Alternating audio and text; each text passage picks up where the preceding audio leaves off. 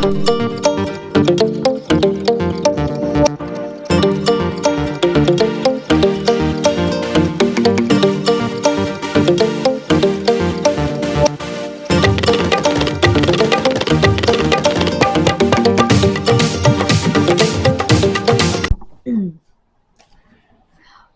to Punky's Pro Wrestling. I have a huge update on Mark's Bagwell. I don't know why no one else has reported this. I will link Maven's video and Maven's channel. I'll also link Mark's channel. So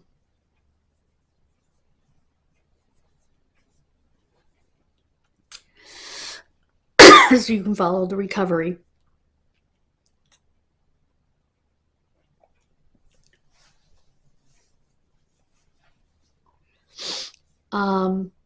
Mark had his right leg amputated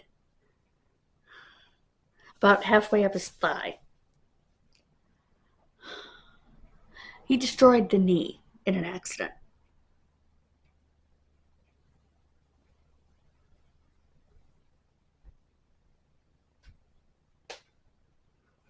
What confuses me is they said they couldn't do a knee replacement because the kneecap was gone. Well, okay. Except that they remove the kneecap when they do a knee replacement anyway. Well, they shave it down to almost nothing because they put a new kneecap in.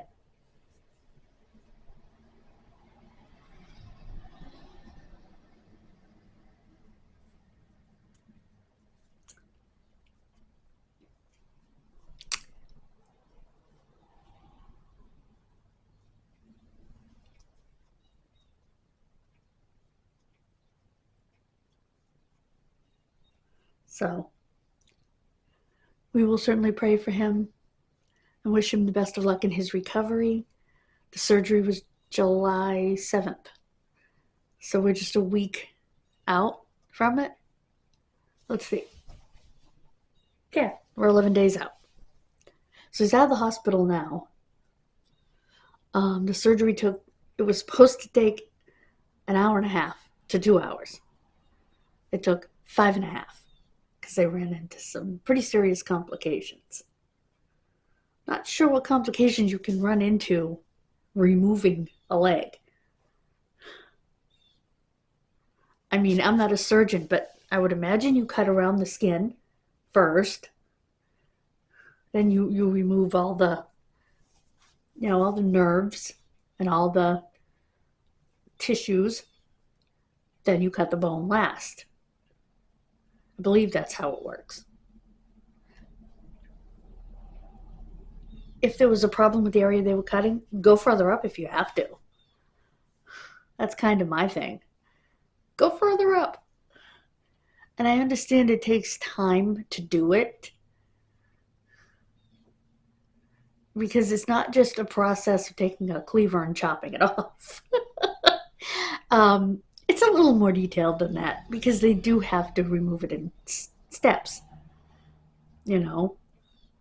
Open the skin, go around the leg, opening the fascia, which is under the skin, then opening the fat, then dissecting muscle, dissecting nerves, ligaments, tendons, and then the bone. So it's not a chop like it was back in the Civil War procedure, So, which was very dangerous back then, because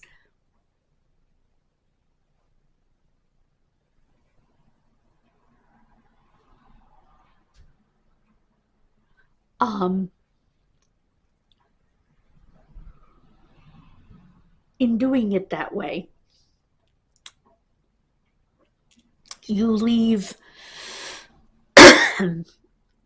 open-ended. They also have to take care of blood vessels. You leave open-ended blood vessels. You leave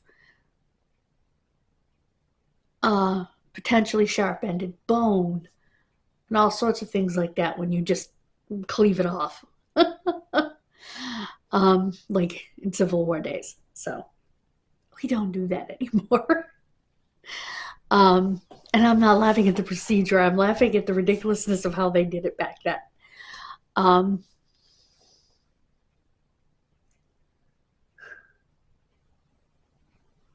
Because I understand something you may not know about me is that the cancer that I had in my left arm can come back at any time. And if it comes back, especially if it comes back above the scar line, that's my joint. I will lose my arm above the elbow. I know that. I know I'm always in danger of amputation. I don't think about it, but I know it.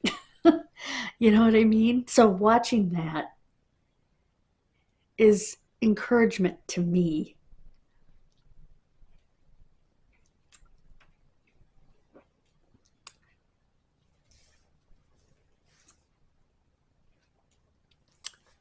I can almost write with my right hand. Now, unfortunately for me, I'm one of those rare people who's left-handed. And my disease was in my left arm. So, yeah, that was fun.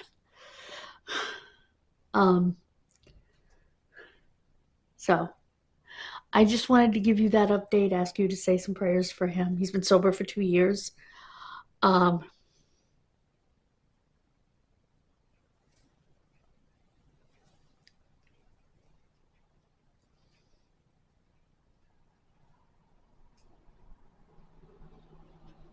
Actually 3, because it was 2022 when he met his wife, and that's when he got sober. His granddaughter called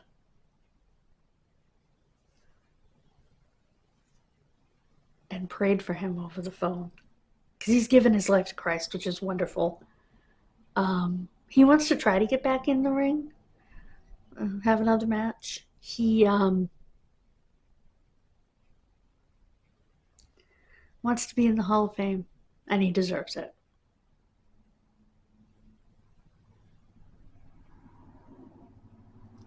So I wanted to update you on that. I wanted to let you know what's going on. I have seen 0 other channels talk about this, except for Maven, who went to be with them when it happened. So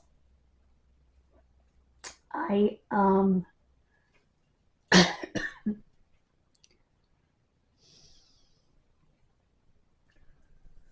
wanted to bring it to you, I guess exclusively, because no other wrestling news channels or sites have talked about it. Because believe me, I search all the time. And I see them all come up on my feed.